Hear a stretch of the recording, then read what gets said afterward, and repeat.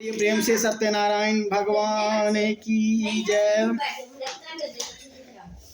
एक समय नैमिषारण्य तीर्थ में शौनकादि 88,000 ऋषियों ने श्री सूत जी से पूछा, हे प्रभु, इस कलयुग में वेद विद्या से रहित मनुष्यों को प्रभु भक्ति किस प्रकार मिलेगी तथा उनका उद्धार कैसे होगा। इसलिए हे मुनि, कोई ऐसा तप कहिए जिससे थोड़े समय में पुण्य फल प्राप्त हो तथा मनोवांछित फल मिले। वह कथा सुनने की हमारी इच्छा है। सर्वशास्त्र ज्ञाता श्री सूत जी बोले, हे वैष्णवों में पूज्य, आप सबने प्राणियों की हित की बात पूछी है। अब मैं उस श्रेष्ठ व्रत को आप लोगों से कहूंगा जिस व्रत को नारद जी ने श्री लक्ष्मी नारायण भगवान से पूछा था और श्री लक्ष्मी नारायण भगवान ने मुनि श्रेष्ठ नारद से कहा था। सो ध्यान से सुनो। एक समय योगी राज नारद दूसरों की हित की इच्छा से अनेक लोकों में घूमते हुए मृत्यु लोक में आ पहुंचे। यहाँ अनेक योनियों में जन्मे हुए प्रायः सभी मनुष्यों को अपने कर्मों द्वारा अनेक दुखों से पीड़ित देखकर सोचा, किस यत्न के करने से निश्चय ही प्राणियों के दुखों का नाश हो सकेगा। ऐसा मन में सोचकर वो विष्णु लोक को गए। वहां श्वेत वर्ण और 4 भुजाओं वाले देवों के इस सत्यनारायण भगवान को देखकर, जिनके हाथों में शंख चक्र गदा और पद्म थे तथा वरमाला पहने हुए थे, स्तुति करने लगे। हे भगवान, आप अत्यंत शक्ति से संपन्न हैं। मन और वाणी भी आपको नहीं पा सकता। आपका आदि मध्य अंत नहीं है। निर्गुण स्वरूप सृष्टि के आदिभूत व भक्तों के दुखों को नष्ट करने वाले हो, आपको नमस्कार है।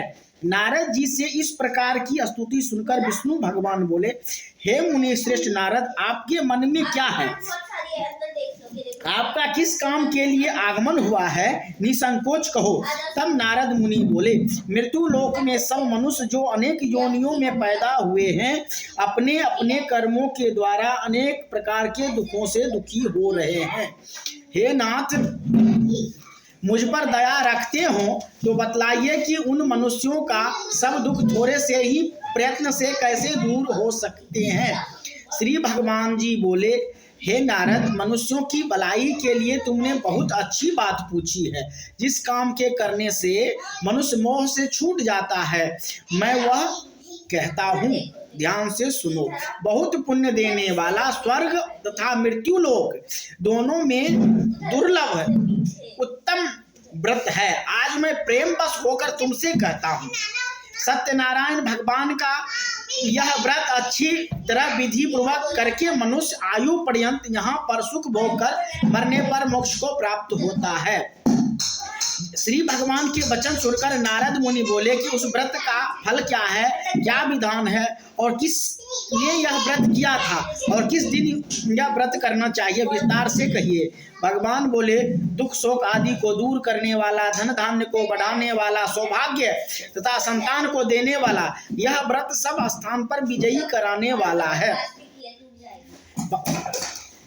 भक्ति और श्रद्धा के साथ किसी भी दिन मनुष्य श्री सत्यनारायण भगवान की प्रातः काल के समय ब्राह्मणों और बंधुओं के साथ धर्मपरायण होकर पूजा करें।